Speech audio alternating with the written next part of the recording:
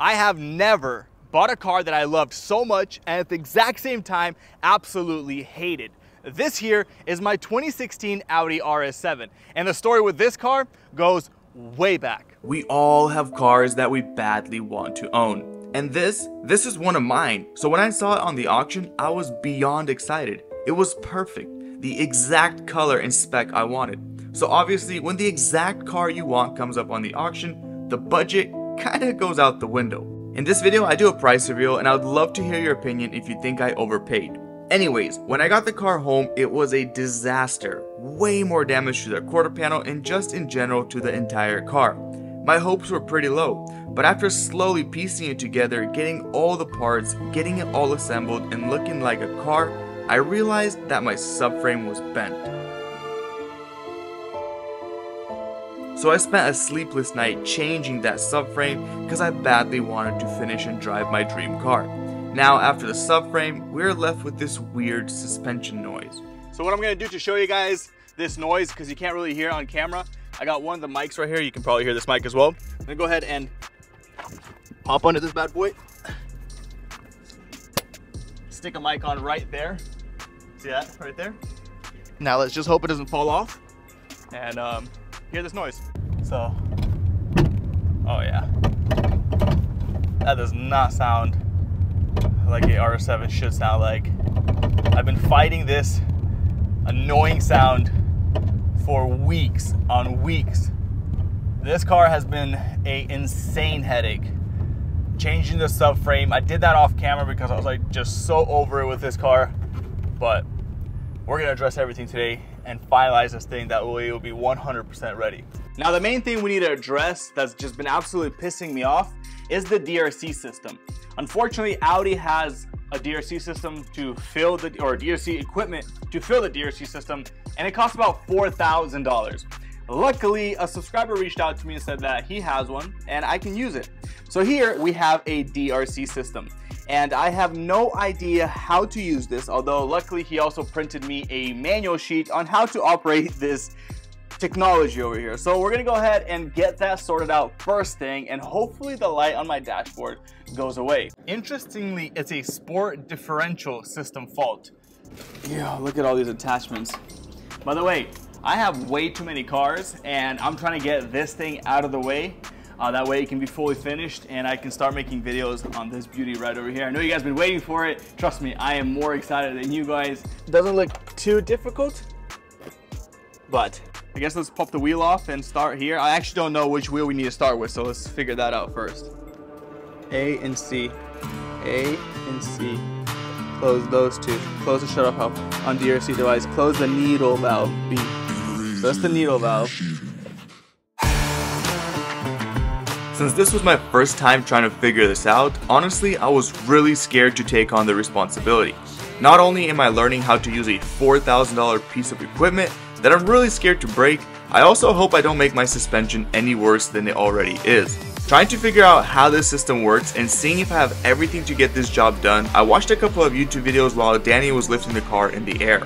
Thanks to the multiple videos I watched and reading instructions back to back, I had a general understanding of how this tool works.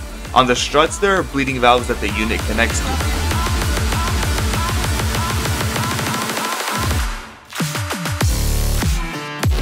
Then, use a computer to put your car into DRC fill mode, which will lock your suspension into comfort mode.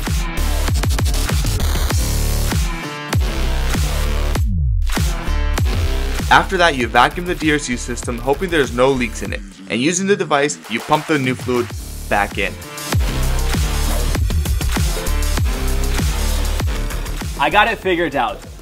Just looking at it like this, it's a little bit overwhelming and a little bit confusing. Went through the entire manual and I finally figured it out. And I'm gonna go ahead and explain briefly the system, just so you get an understanding of how this works. So, this here is connected to an air compressor, and it gets connected to this piece here, which vacuums your DRC system. So this will take out all the fluid, all the air out of your DRC system. Now on the pressure here, it should show roughly -1 bar. It shows -0.09 bar. You know it's good when it's showing that and it's maintaining that. You connect this here, open this valve, it vacuums the entire system. Once that's vacuumed, you can go ahead and open this valve here. It will fill the system just a tiny bit. basically removing the vacuum with the air. After that, you close this valve, open this valve here, and pump this to 22 bar. Once it's at 22, you release it down to 16 bar. Now, if it maintains 16 bar, like this one here is maintaining 16 bar for 2 minutes, you're solid. We've done both sides. Everything is absolutely perfect. Now, we just hope the noise and the lights go away on the dashboard. Fingers crossed.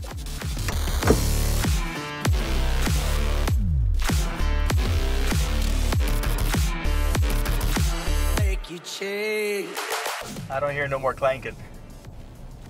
Look at that genuine smile. This means that one Audi is almost complete.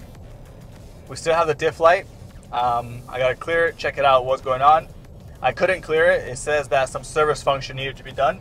So we'll check it out. But right now we're going to the spot where we initially took the video with the clankings and go through the same parking lot, show you guys that there is no clanking and just confirm it for ourselves because it's a pretty rough parking lot. Dynamic works. It's really stiff and dynamic. Comfort, much softer. Finally feeling like an RS7, you know what I'm saying? Definitely pulls hard too. Damn, bro, what gen are you? I'm a mechanic. We got one more code. One more code. I need to clear it right now, bro. I need to clear it right now. Same exact spot. We got those bumps right there. Ready? Smooth. Smooth like butter. I only got some stuff in the trunk that's clanking around, but besides that, smooth, bro. I'm so happy. Let's see if we can do this active function test and get rid of this diff light. Look at this, I'm onto something. Switch ignition on. When ignition is switched on, the hydraulic lines in the sport differential are bled. Yo! The fault C102 AF0 was successfully repaired. Now look at this. I just Googled how to repair it. I didn't watch the video yet, but C102 AF0. No, boom, done. Ah, ooh, ooh. Let's see. Please, please, please. It's the last thing. That's the last thing.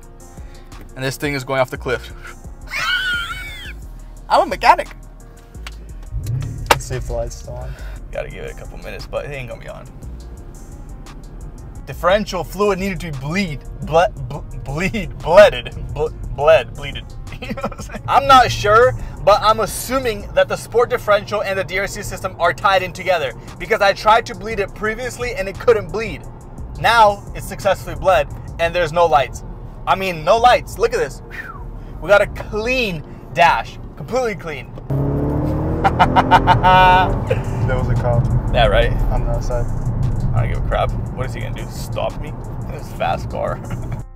Finally, with the DRC system out of my head, I was so happy and relieved that everything works perfectly. I was able to button up the car by putting on the fender liner and just minor things that I didn't do. We're now at Carholics. I went ahead and dropped off my Mercedes at these professionals here to do ceramic coating, tint, because it is literally a fish tank. If you come over here, you can see all the overspray. Look at this. That's overspray. And no, it's not from Candyman. It is from the shop where the car stood wrecked in Ohio, basically before it went to the auction. But while we're here, I decided why not give my RS7 here a little quick bath. And the guys here were nice enough to give me the vacuum, the pressure washer, and everything to get this thing cleaned up. Since we have this thing all finished up, we might as well make it look all nice and neat. The interior is absolutely trash because I don't really detail my cars until it's fully complete. It's nasty all around, all the way, you know, through the body shop, through all the places it's ever been. It's kind of disgusting. So, you know what? Let's get right into it, make it all nice and clean. That way we can drive a proper, clean whip.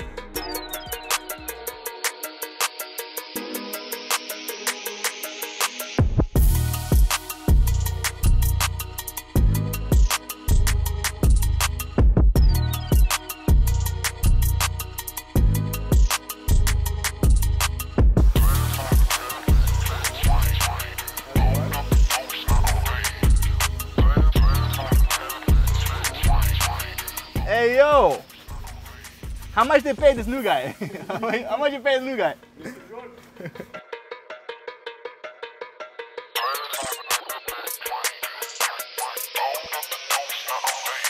Perfect.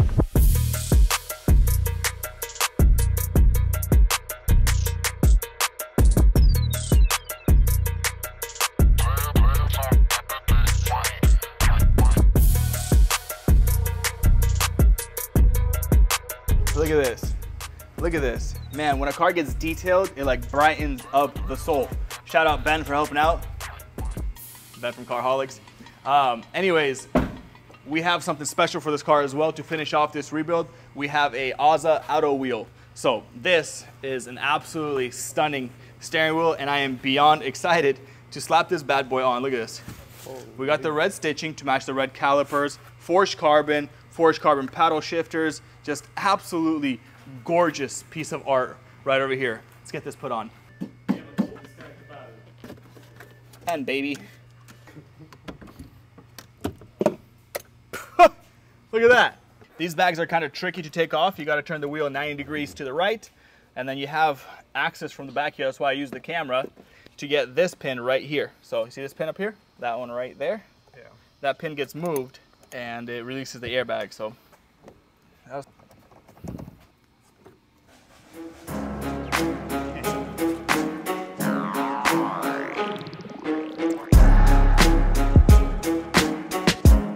This thing looks absolutely insane, and I want to give a massive shout out to AUDI Auto Wheel. I'm going to go ahead and leave their stuff down below in the description box. If you guys want a custom wheel for your car, be sure to hit them up. I've been working with them for about 3 years and they've never failed me. And perhaps you don't like the forged carbon fiber. Perhaps you want a simple weave like this right here. They can do it. They can do Alcantara size, leather size, inside stitching, different colors. Anything you want, they do it. Be sure to hit them up for your guys' steering wheels because the quality is absolutely insane. I've had a wheel on my Tesla for about 2 years. It's perfect.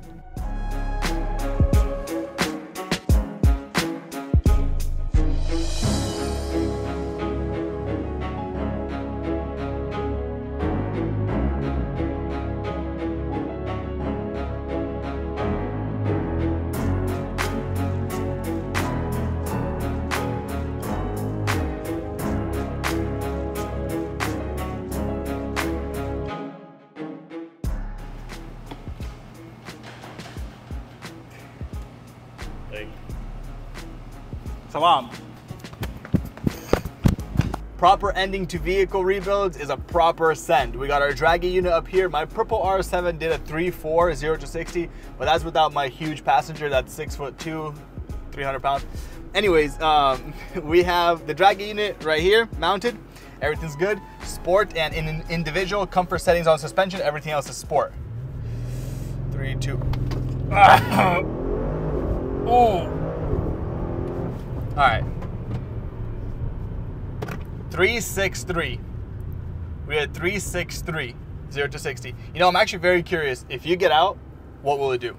Come on, my big passenger, you can get out. Bro, look at the size of that man, dude. He's 6'2", bro, 200 pounds. All right, we're gonna back up, hit this again, see if we can get a better than 3.6. Let the car cool off for a couple of seconds. I think I'll get a 3.4 right now. Round 2, let's hit it.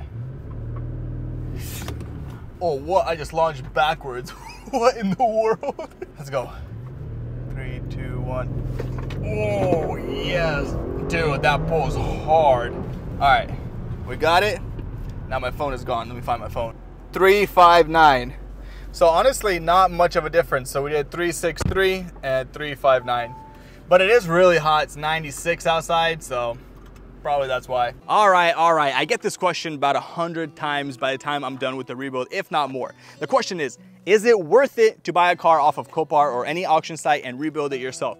And I want you guys to be the judge of that, because right now I'm gonna simply tell you how much this car cost me and how much I think it's worth. This is a 2016 with 44,000 miles, and I paid $30,753 off of the auction for the car wrecked. Now, since the car was not in Florida, I had to pay somebody to pick up the car, which cost me $500 for the shipping. Well, that's awesome. You're already at $31,000 for a RS7 that's completely bumba-clapped.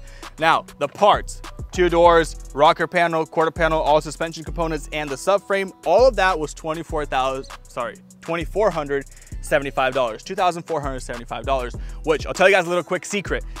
Side panels like this and suspension components on an RS7 are actually fairly cheap, besides the strut, because it's a DRC strut. But parts like the rear bumper, that's about $3,500 to $5,000. Parts like the front bumper and headlights, they get expensive very fast. Cool, we got all the parts, but we still have a clapped quarter panel. Now, the work and the paint work to get the car looking like this was $3,000, which is pretty cheap for Florida. Maybe pretty expensive for different areas. I don't know. I paid $3,000 to get the quarter panel swapped and everything painted. Now, all of that adds me up to right under $37,000. To answer your guys' question, is it worth it? Financially, no. Personally, yes. Quickly, let me explain. This thing cost me $37,000. On the market, it's worth right around $40,000. Clean title, probably around 52, 53. 44,000 miles, that's the only thing that's kind of keeping the value up with this car because it's a rebuild title. But if someone were to come to me and say, Tim, would you do what I did to this car for $3,000? I would say no. But since I have a YouTube channel where I make money, I got awesome people supporting me, and this is what I enjoy to do, personally, it makes sense for me. So to answer your guys' question, it's an open answer. Is it worth it for you?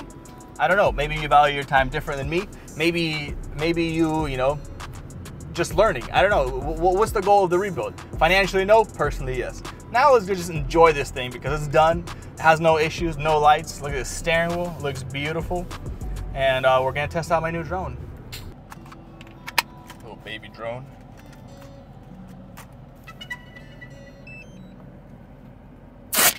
$700. Yeah.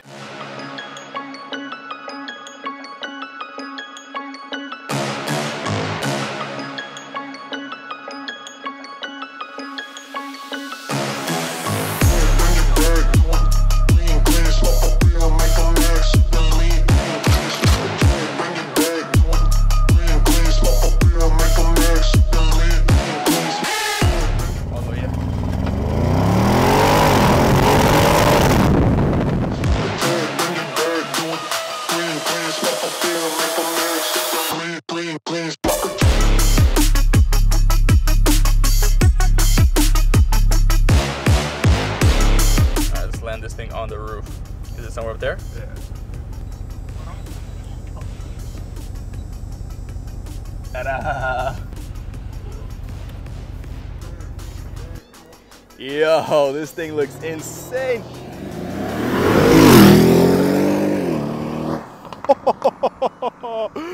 You know what's super fun? Getting these proper outros for you guys. Man, this is what I miss doing absolute most.